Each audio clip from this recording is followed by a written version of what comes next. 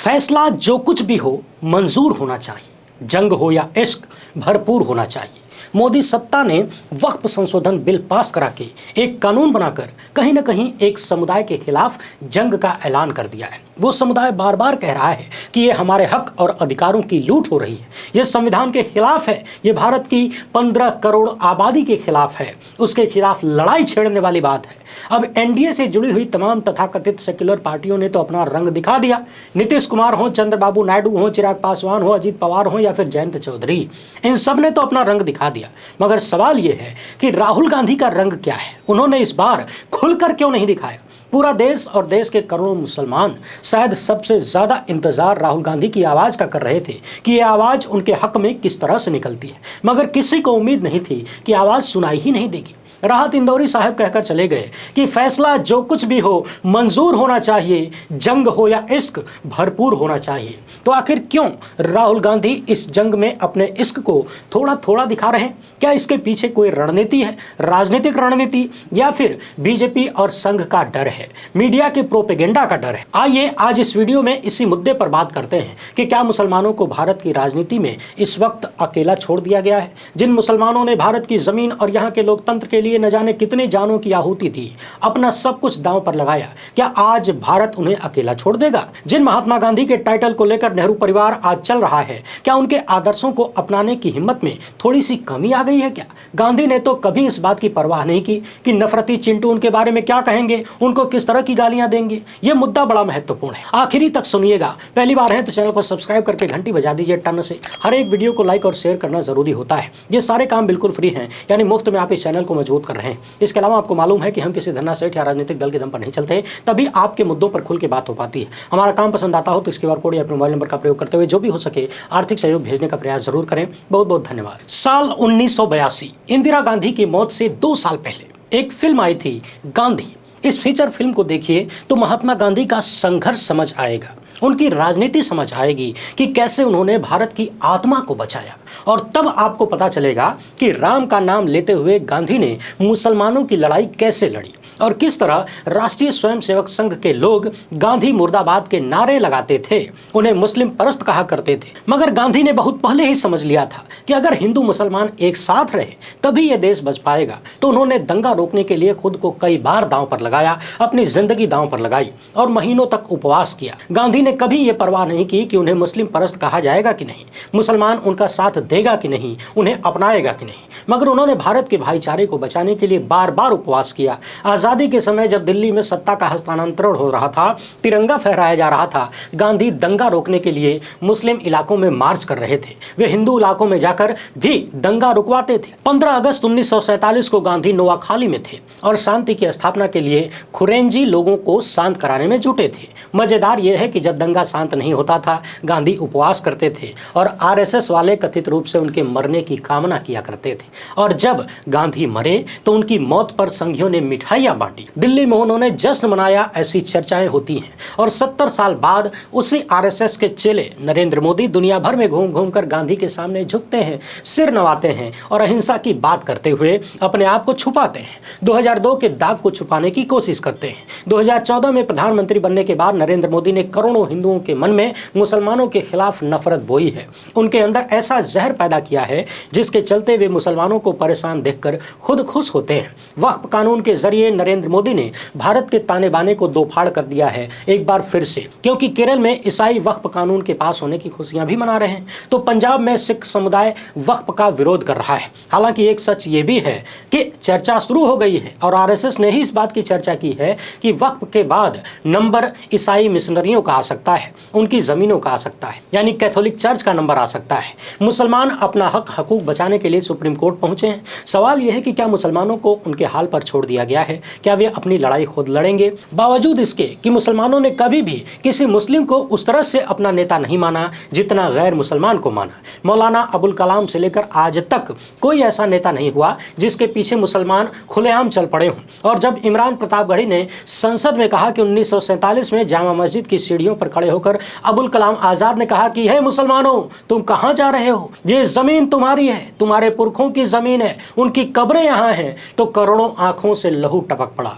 और जमीन की लड़ाई आज की लड़ाई नहीं है। 1857 के गदर में जब हिंदुस्तान की आज़ादी के लिए मुगल बादशाह बहादुर शाह जफर की अगुवाई में मुसलमानों ने बागियों का साथ दिया, तो उन्हें कमजोर करने के लिए अंग्रेज जमीन का कानून लेकर आए। तो सवाल है कि मुसलमानों ने किस चीज की सजा पाई? इस देश के लिए मर मिटने की, आज़ादी के सपने देखने की। और आज मोदी जो कर रहे हैं, क्या वो भी अंग्रेजों की तरह मुसलमानों को कमज़ोर करना चाहते हैं? मगर क्यों? जवाब वही है, सत्ता के लिए। जैसे अंग्रेजों ने अपनी सत्ता के लिए मुसलमानों को कमज़ोर किया, लेकिन मुसलमानों ने अगले 90 साल 1947 तक इस मुल्क के लिए गर्दन कटाने से परहेज नहीं किया। मौलाना फजल हक खैराबादी हो या अशफाक उल्लाह खान, 1857 में जब इस मुल्क में बागियों ने स्वतंत्रता संग्राम की पहली चिंगारी भड़काई, तो उस बूढ़े बहादुर शाह जफर की नसों में लहू दौड़ने लगा। बावजूद इसके कि उनकी हड्डियां कमज़ोर पड़ने लगी थीं, मगर उन्होंने अंग्रेजों के खिलाफ बागियों के नेतृत्व को संभाला। उन्हें तनिक भी परवाह नहीं थी कि उनकी उम्र और कमजोर सल्तनत के चलते पीछे हट जाएं। उन्हें पता था कि वो अब सब कुछ दांव पर लगा रहे हैं। दिल्ली में तब मुगल साम्राज्य का सूरज डूबा नहीं था। हाँ, वो अपने आखिरी दौर में जरूर था। साम्राज्य नाम का कुछ बचा नहीं था, लेकिन अभी भी बहादुर शाह जफर के नाम से मुगलिया सल्तनत का सिक्का चलता था। तो जफर ने जंगे आजादी में बगावत का कफन अपने सिर बांधा, और ये जानते हुए कि अंग्रेज बहुत ताकतवर हैं, उन्होंने हिंदू मुस्लिम की परवाह किए बिना अपनी सरजमी के लिए लड़ना चुना। बागियों का संघर्ष बहुत ज्यादा दिन नहीं चला। दिल्ली कुछ समय के लिए उनके कब्जे में रही, मगर आज की तरह ही दिल्ली वालों ने लड़ने से परहेज किया, बागियों का विरोध करते रहे। और जब अंबाला से अंग्रेजों ने सैनिक भेजे, तो बागियों का संघर्ष खत्म हो गया। अंग्रेजों ने बहादुर शाह जफर को पकड़ लिया और बर्मा की जेल में डाल दिया। उनके बेटों को अंग्रेजों ने कत्ल कर दिया। इसी क्रांति के बाद अंग्रेजों को समझ आ गया कि मुसलमान तो इस देश में बहुत ताकतवर है, उन्हें कंट्रोल करना पड़ेगा, उन्हें तोड़ना पड़ेगा, कमजोर करना पड़ेगा, उनकी ताकत को चकनाचूर करना होगा। तो दिल्ली में उन्होंने लैंड रिजम्पशन एक्ट लागू कर दिया, क्योंकि 1857 की क्रांति में मुसलमानों ने 2 कदम आगे बढ़कर खुद को दांव पर लगाया था। और 11 साल के शासन में मुसलमानों के खिलाफ तमाम तिकड़म करने के बावजूद नरेंद्र मोदी उन्हें तोड़ नहीं पाए। तो अब वक्फ कानून लेकर आए हैं। उनकी सरकार ने ऐसा कानून बनाया है जो मौलाना कलाम और 1857 की क्रांति में खुद को कुर्बान कर देने वाले मुसलमानों के वंशजों से पूछेगा कि अपनी कब्रों का कागज दिखाओ, अपनों की कब्रों का कागज दिखाओ, अपने कब्रिस्तानों का कागज दिखाओ, अपने खेतों का कागज दिखाओ, मस्जिदों का कागज दिखाओ। आज़ादी के 75 साल बाद इस देश ने मुसलमानों को इस हाल में लाकर छोड़ा है। क्या मुसलमानों को उनके हाल पर छोड़ दिया गया है? क्या आज इस देश में कोई गांधी नहीं है? ये सवाल इसलिए पूछना जरूरी है क्योंकि विपक्ष के सबसे बड़े नेता राहुल गांधी ने महात्मा गांधी की लेगेसी को दांव पर लगा दिया है, और इस जिम्मेदारी को अपने कंधों पर उठाने की बजाय अपनी पार्टी के सांसदों को आगे कर दिया जो मुसलमान हैं। क्या 2024 के चुनाव में मुसलमानों ने यह सोचकर कांग्रेस को वोट दिया था कि जब उनके लिए बोलने की बारी आएगी तो राहुल गांधी, इमरान प्रतापगढ़ी, मोहम्मद जावेद और गौरव गोगोई को आगे कर देंगे? क्योंकि 1947 में महात्मा गांधी ने नहीं सोचा था कि मैं हिंदू की लड़ाई लड़ रहा हूं या मुसलमान की लड़ाई लड़ रहा हूं। वो दोनों धर्मों के लिए कहते थे कि हथियार फेंक दो, मिलजुल कर भाई की तरह रहो। और सुभाष चंद्र बोस ने जब आज़ाद हिंद फौज बनाई, तब भी भाईचारे को मजबूत करने पर जोर दिया। आज़ाद हिंद फौज के तमाम लोग जब गिरफ्तार हुए और उन पर मुकदमा चलने वाला था, तो गांधी उनसे मिलने गए। आज़ाद हिंद फौज के लोगों ने गांधी को बताया कि यहाँ सुबह हाँक लगती है कि हिंदू चाय तैयार है और मुसलमान चाय अभी आने वाली है। तो गांधी ने उन सिपाहियों से पूछा कि आप करते क्या हैं? उनका जवाब था कि ये लोग हमको रोज सुबह बांटते हैं, जबकि हमारे बीच कोई झगड़ा नहीं है, लेकिन सरकार का हुक्म है कि हिंदू चाय अलग बने और मुसलमान चाय अलग बने। तो गांधी ने पूछा कि आप क्या करते हैं अगर हिंदू चाय और मुसलमान चाय अलग अलग दी जाती है? उनका कहना था कि हमने एक बड़ा सा बर्तन रखा है और उसमें हिंदू चाय और मुसलमान चाय मिला देते हैं और फिर बांट के पी लेते हैं। महात्मा गांधी सुभाष चंद्र बोस से कई मसलों पर सहमत नहीं थे, मगर लाल किले से लौटने के बाद गांधी ने साफ साफ शब्दों में कहा कि सुभाष चंद्र बोस एक राष्ट्रवादी नेता हैं और उनका सबसे बड़ा योगदान एक पूरा संगठन खड़ा करना और उसमें हिंदू मुसलमान का भेद मिटा देना है, और इसके लिए मैं सुभाष को सलाम करता हूं। आज चिंता इस बात की है कि वक्फ संशोधन के नाम पर मुसलमानों को अकेले तो नहीं छोड़ दिया जाएगा, लेकिन ये लड़ाई किसी कौम या किसी इंडिविजुअल की नहीं है कि ओवैसी जाकर सुप्रीम कोर्ट में याचिका दाखिल कर लें, मोहम्मद जावेद केस फाइल कर लें मौलाना मदनी कोर्ट चले जाएं। ये लड़ाई एक राजनीतिक लड़ाई और हिंदुस्तान के भाईचारे को बचाने की लड़ाई है। कहा जा रहा है कि कांग्रेस और राहुल गांधी ने जो गलती की है उस गलती को सुधारने की कोशिश करनी होगी, क्योंकि भारत को ऐसी लीडरशिप नहीं चाहिए जो देश की 20% आबादी को उसके हाल पर छोड़ दे कि सत्ता में बैठे लोग उसे मुस्लिम परस्त न कह दें। राहुल गांधी ने ही गुजरात में कहा था कि कांग्रेस में बीजेपी के लोग भरे हुए हैं, वे स्लीपर सेल की तरह काम कर रहे हैं, उन्हें पार्टी से निकालना होगा। तो राहुल गांधी को भी खुद से सवाल पूछना चाहिए कि वो जो कर रहे हैं क्या वो सही है। आखिर मुसलमानों के सवाल से राहुल गांधी बच क्यों रहे हैं? लीडर वो नहीं होता जो अपनी लड़ाई को किसी दूसरे के कंधे पर बंदूक रखकर लड़े। लीडर वो होता है जो आगे बढ़कर नेतृत्व करता है। इसे हिंदुस्तान में टीपू सुल्तान हुए जो हाथ में तलवार लेकर अंग्रेजों से लड़ते हुए मारे गए। टीपू के अलावा कोई दूसरा राजा हाथ में तलवार लेकर अंग्रेजों के खिलाफ जंग में कुर्बान नहीं हुआ। तो राहुल गांधी को टीपू सुल्तान से भी सीखना होगा, बहादुर शाह जफर से भी सीखना होगा, महात्मा गांधी से भी सीखना होगा, और सीखना तो अपने परदादा जवाहरलाल नेहरू से भी होगा, दादी से भी होगा। जब पंडित जी को खबर मिली कि दिल्ली के कनॉट प्लेस में मुसलमानों की दुकानें लूटी जा रही हैं, पुलिस तमाशा देख रही है, तो नेहरू को इतना गुस्सा आया कि उन्होंने पास खड़े एक सुस्त पुलिस वाले के हाथों से लाठी छीनकर दंगाइयों को दौड़ा लिया। वक्फ विधेयक पर लोकसभा में बहस के बाद लोगों ने एकदम सही सवाल उठाया कि राहुल गांधी और प्रियंका गांधी ने संसद में वक्फ कानून के मुद्दे पर क्यों नहीं बोला। कांग्रेस ये कहकर बच नहीं सकती कि फालतू का सवाल है। सवाल तो ये भी है कि अगर राहुल गांधी संसद में खड़े होकर उस लड़ाई की अगुवाई किए होते जो उनके सांसदों ने आगे बढ़ाई, तो कांग्रेस की लड़ाई कहीं ज्यादा मजबूत नजर आती। नेता प्रतिपक्ष के तौर पर अपनी जिम्मेदारी से भागने का आरोप उन पर नहीं लगता और ये कहा जाता कि 2024 के चुनाव में मुसलमानों ने राहुल गांधी पर जो भरोसा जताया, राहुल गांधी उस भरोसे पर खरे उतरे। दरअसल कांग्रेस उस सवाल से जूझ रही है जिसका प्रोपेगेंडा 2014 में सत्ता में आने के बाद बीजेपी ने चलाया कि कांग्रेस मुस्लिम तुष्टीकरण करती है। 2014 में जब कांग्रेस हारी तो ए.के. एंटनी ने अपनी रिपोर्ट में कह दिया कि पार्टी के प्रति परसेप्शन बन गया है कि वो हिंदू विरोधी पार्टी है, मुस्लिम परस्त पार्टी है। इसी के चलते राहुल गांधी ने सॉफ्ट हिंदुत्व की छवि अपनाई और 2019 के चुनाव में इसी सॉफ्ट हिंदुत्व के सहारे मैदान में उतरे। उन्हें 2017 में गुजरात चुनाव में सॉफ्ट हिंदुत्व के नाम पर थोड़ी कामयाबी भी मिली, मगर वो कामयाबी आगे नहीं बढ़ पाई। बाद में जब वे भारत जोड़ो यात्रा पर निकले तो उन्हें हर समुदाय को अपने साथ लेना पड़ा। लेकिन कांग्रेस आज भी खुलकर मुसलमानों का नाम लेने से बच रही है,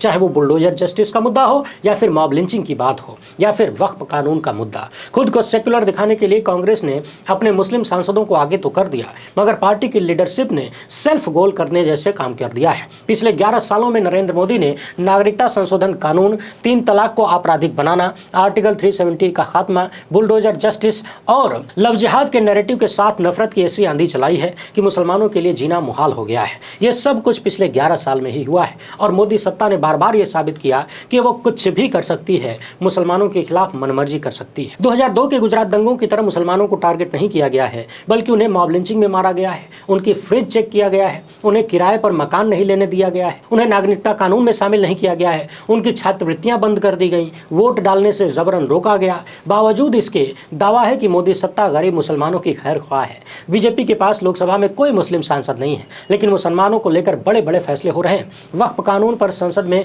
आधी रात तक चर्चा चली, बहुत सारे लोगों ने बोला, मगर राहुल गांधी की चुप्पी की चर्चा ज्यादा हुई। गुजरात में कांग्रेस का AICC सेशन होने जा रहा है। कांग्रेस को इस बैठक में सबसे पहले यही सवाल पूछना चाहिए कि वक्फ कानून पर एक मजबूत और क्लियर पोजीशन लेने के बावजूद पार्टी ने अपनी रणनीति में इतना छेद कैसे छोड़ दिया।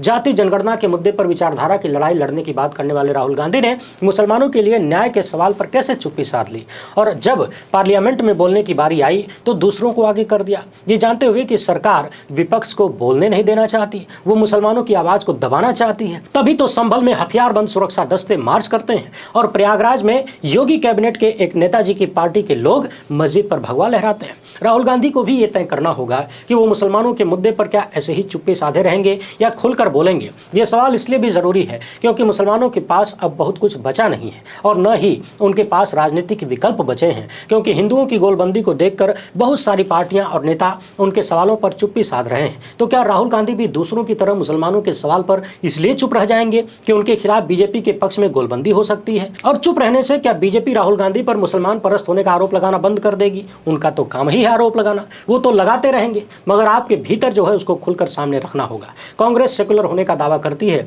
तो सवाल यह भी है कि क्या कांग्रेस मुसलमानों के सवाल पर डरी हुई है और उन पर हो रहे जुल्म के खिलाफ लड़ने की भाषा पार्टी तैयार नहीं कर पा रही है। सवाल यह भी है कि क्या कांग्रेस इसलिए भी मुसलमानों का नाम लेने से डरती है क्योंकि वो हिंदुओं को साधने का तरीका ईजाद नहीं कर पाई है। मंडल के बाद भारत की राजनीति में जातियों का वर्चस्व बढ़ता गया और बाबरी विध्वंस के बाद कांग्रेस हिंदुत्व और राम मंदिर की राजनीति को काउंटर नहीं कर पाई। राहुल गांधी के सामने चैलेंज बाबरी विध्वंस और गुजरात दंगे के बाद की पीढ़ी को साधने का है, मगर 20% आबादी को किनारे करके राजनीतिक सफलता कैसे मिलेगी? कांग्रेस को यह तय करना होगा कि वो जिस तरीके की राजनीति कर रही है उसमें दलित, पिछड़े और आदिवासियों के साथ मुसलमान भी जुड़े, तो पार्टी को मुसलमानों के मुद्दे उठाने से परहेज करने की बजाय आगे बढ़कर लड़ना होगा। जैसा कि इमरान प्रतापगढ़ी ने कहा कि जब देश के लिए लहू देने की बारी आएगी तो इमरान 2 कदम आगे खड़ा होगा, वैसे ही राहुल गांधी को बाकियों के मुकाबले मुसलमानों के लिए 2 कदम आगे आना ही होगा। अपना सोशल कोalition बनाना होगा और ये तभी बनेगा जब आप मुखर होंगे, और जब आप मुखर होंगे तभी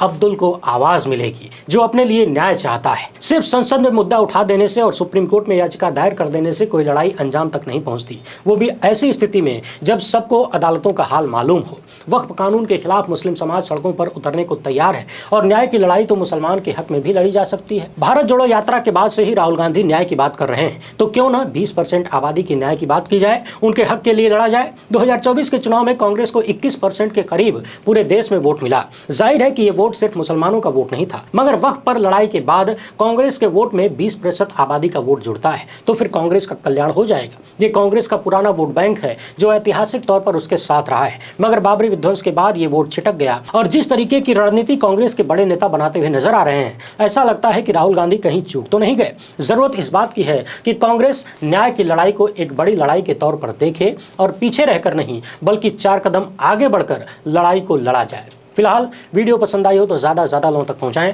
पहली बार है तो चैनल को सब्सक्राइब कर लीजिए। हमसे जुड़ने के लिए बहुत बहुत धन्यवाद। जय हिंद।